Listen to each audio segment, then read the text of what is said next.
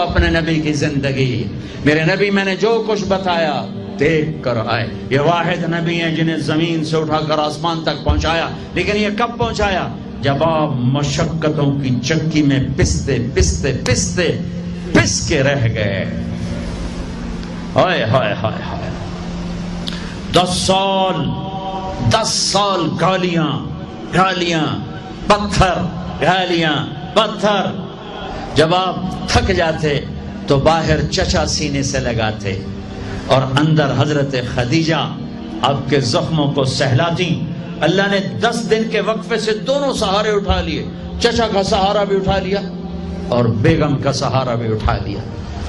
ہے اس کے بعد قریش مکہ نے جو ستانا شروع کیا تو آپ کہتے ہائے چچا تیرے جانے کی کمی بڑی جلدی محسوس ہونے لگی۔ ما اسرا ما وجدت فقدک یا عم، اے چچا آپ کے جانے کی کمی بہت جلدی محسوس ہونے لگی۔ راستے مکے کے بند ہو گئے، بند، کیا کروں، کہاں جاؤں، دو جہان کے سردار، کہاں جاؤں؟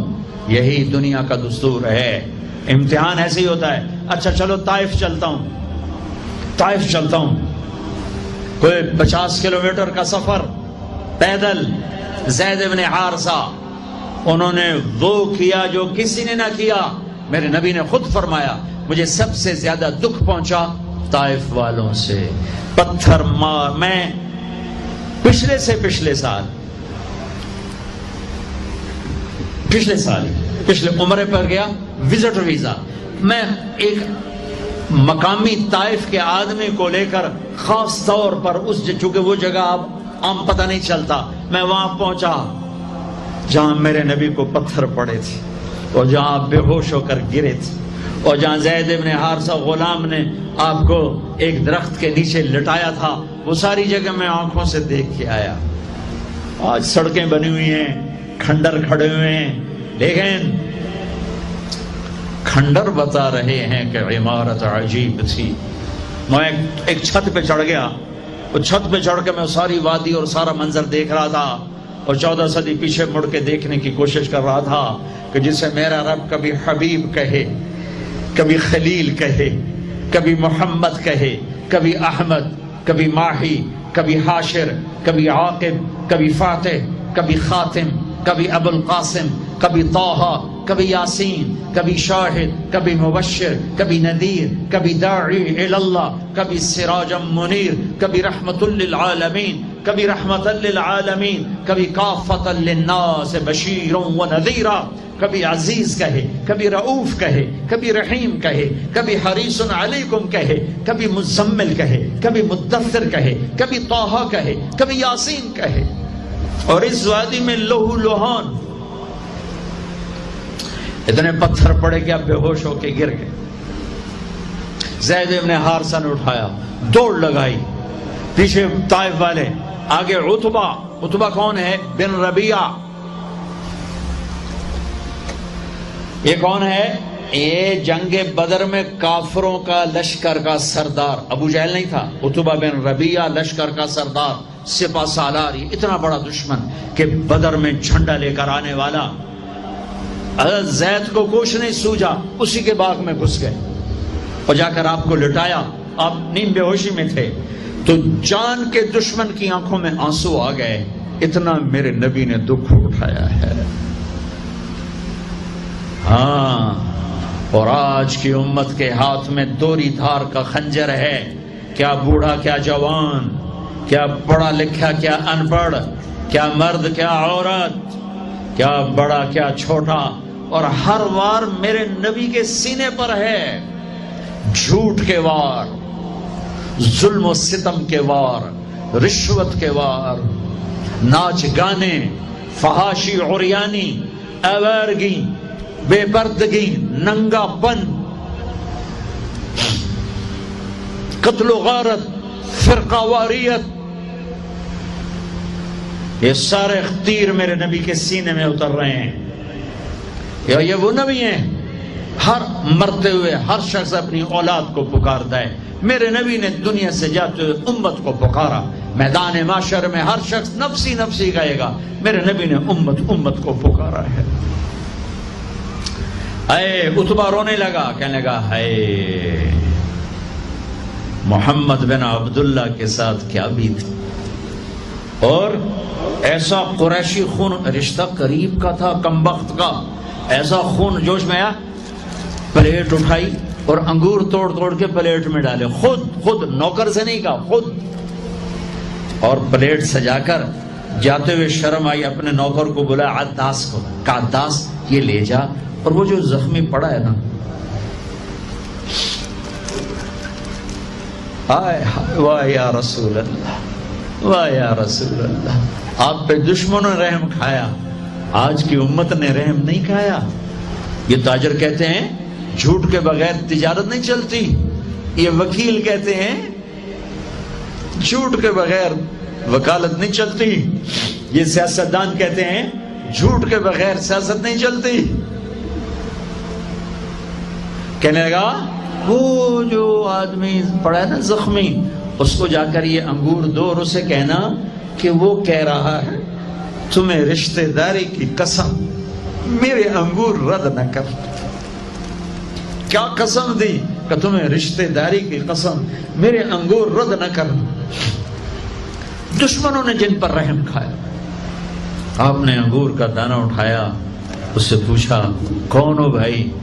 کہا جی میں نینوا کا ہوں۔ کہا اچھا میرے بھائی یونس کے شہر کے ہو؟ کہا آپ کو یونس کا کیسے پتا ہے؟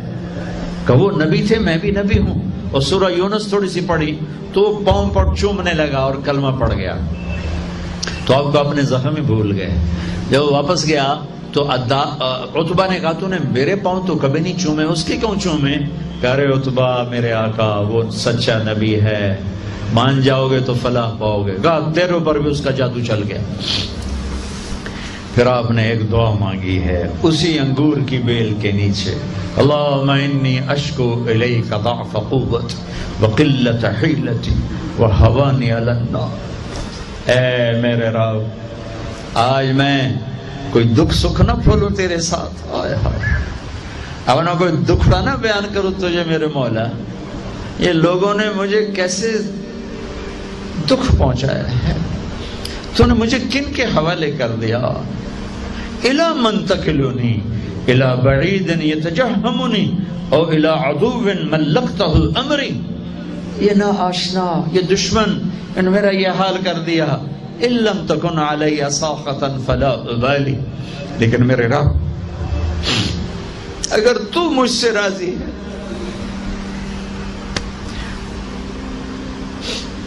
میرا کام بن گیا، میں لہو لہان ہوں، مجھے پتھروں نے توڑ دیا ہے، تو راضی ہے، کام بن گیا۔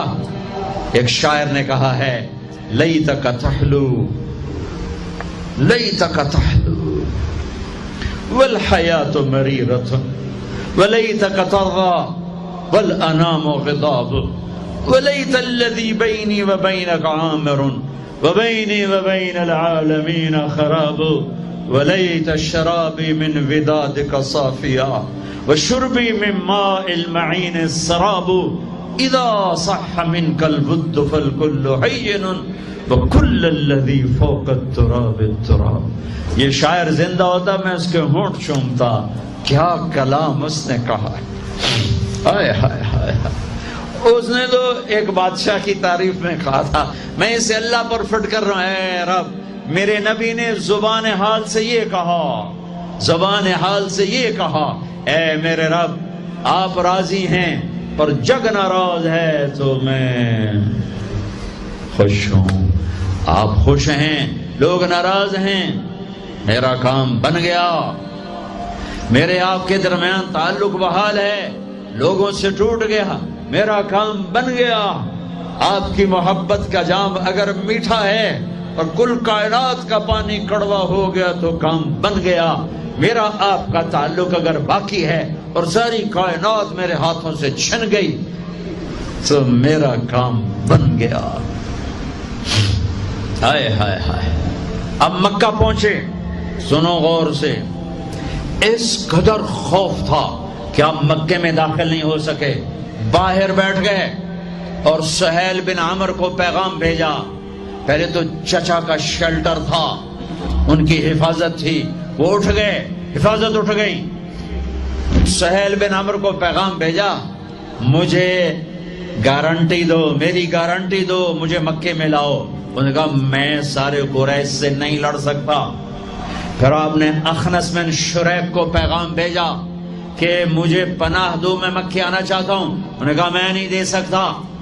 پھر آپ نے صفوان بن امیہ کو پیغام بھیجا، اس نے انکار کر دیا، میں نہیں کر سکتا۔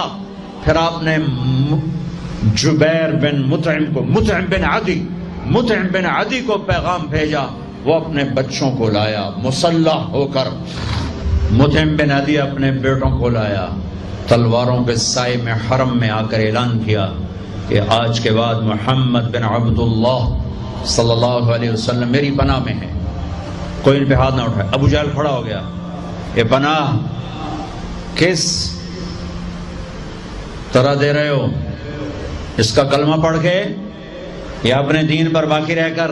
کہا نہیں، اس کا دین نہیں، اپنے دین پہ باقی رہ کر۔ کہا ٹھیک ہے، تیری پناہ کو تیرے وعدے کو نبھایا جائے گا۔ اس حال پر جب آپ پہنچے کہ کوئی مددگار، حضرت خدیجہ گھر سے اٹھ گئیں، چچا باہر سے اٹھ گئے، ساتھی ہیں کوئی نہیں، چاروں طرف اندھیر ہے، اور آپ انہی زخموں میں، چونکہ حضرت خدیجہ تو انتقال کر چکی ہیں، آپ حضرت ام ہانی اپنے چچا زاد بہن کے گھر سوئے ہوئے ہیں، حضرت علی کی بہن، کہ جبریل نے آ کے پاؤں دبائے، یا رسول اللہ، اللہ کی ملاقات کا نظام بن چکا ہے، آپ کے رب آپ کو اپنے ملاقات کے لیے بلا رہے ہیں۔ جب دکھ تکلیفیں آخری حد پر گئیں تو اللہ نے اسی لحاظ، جتنا پریس کیا جاتا ہے، جب ریلیز ہوتا ہے پریشر تو اتنا ہی اوپر جاتا ہے، میرے نبی پر جب دکھوں کی یہ تابڑ توڑ بھرمار ہوئی تو اللہ نے پھر یوں اٹھایا،